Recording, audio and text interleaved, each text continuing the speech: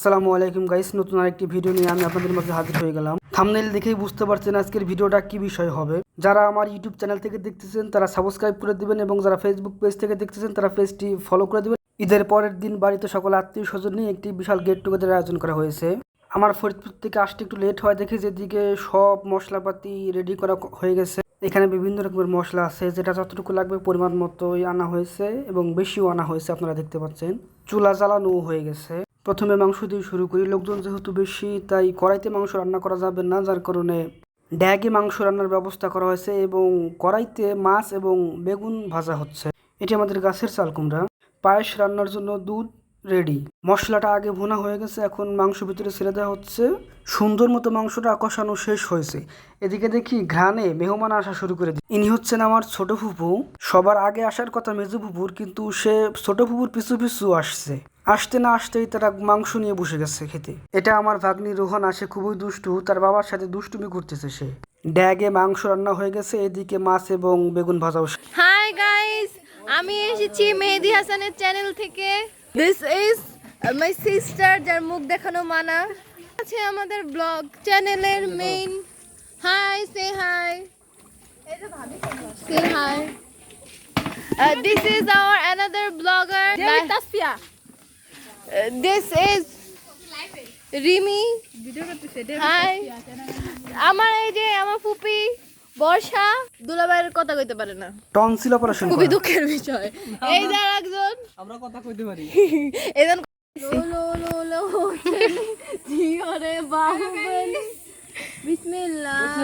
ওদিকে বাড়ির ভিতরে রান্না বান্না হচ্ছে আর আমরা কাঁঠাল নিয়ে বসে গেছি, কারণ কাঁঠাল জাতীয় ফল বলে কথা।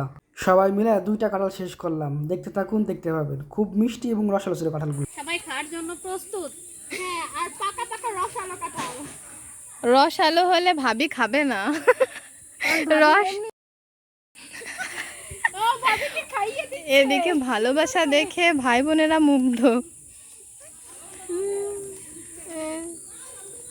আমার একটু দিতে পারো? ইউটিউব চ্যানেল সবাই কিন্তু সাবস্ক্রাইব করে দিবেন। আমাদের গাছ পাকা কাঁঠাল নিয়ে আসতেছে। ইয়েস, এটা গাছ থেকে মাত্র ঠুস করে পাড়া হয়েছে। আর এটা হচ্ছে আমাদের বেঁচে যাওয়া সেই কাঁঠালটুকু, সবাইকে এখন ভাগ বাটোয়ারা করে দেওয়া হবে।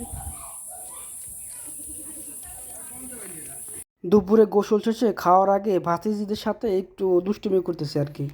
রান্না বান্না শেষ, সকল আত্মীয় স্বজন আসাও প্রায় শেষ। সকল আত্মীয় স্বজন আসা যেহেতু শেষ, সকলে একসাথে বসে খাওয়া দাওয়ার আয়োজন করা হচ্ছে।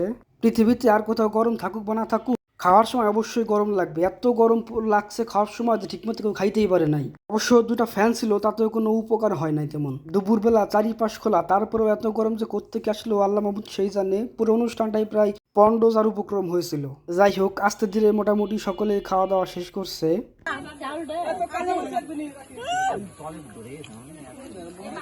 দুপুরে খাওয়া দাওয়া শেষে আমরা একটু ঘুরতে বেরোয়েছি, উপজেলায় যাব। তাই আমি দেখতেছি যে আমাদের সিরিয়ালটা বা লাইন কত বড় হয়।